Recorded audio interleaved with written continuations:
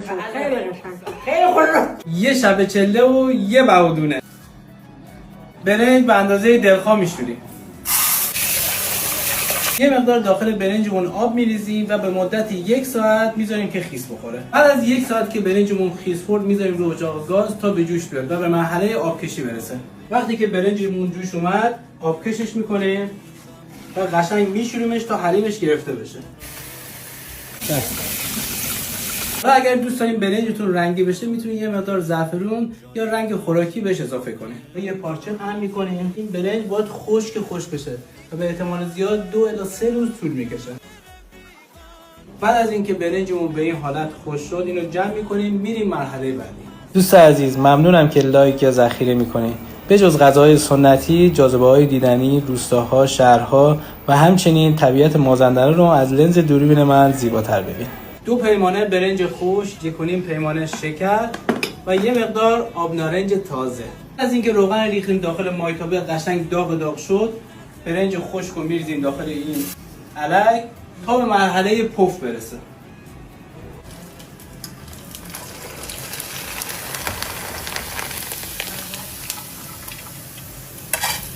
بعد از اینکه برنجمون پف اومد نوبت شهده. شکر رو اضافه میکنیم به اضافه 2 لیوان آب. حالا منتظر میشین تا شکرمون حل بشه و به صورت مات در بیاد. حالا وقتی که آب شکر به جوش اومد آب نارنج رو بهش اضافه میکنیم. حالا رسیدیم به اصل ماجرا. یه مقدار آب میریزیم داخل یه ظرف و از این شد یه مقدار به این آب اضافه میکنیم. حالا به حالت شکلاتی باید در بیاد. به این حالت نگاه کنین. این خیلی مهمه. به این حالت. اگه به این حالت در اومد یعنی شهدمون درست شده. حالا سینی رو با روغن خوب چربش میکنیم. حالا که شهدمون آماده شد برنج رو بهش اضافه میکنیم.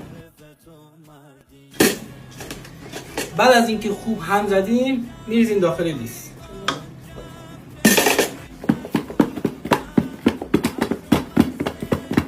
اینکه یه مقدار خنک شد توجه کنید که زیاد نباید خنک بشه. به حالت دل بخواه در میاریم.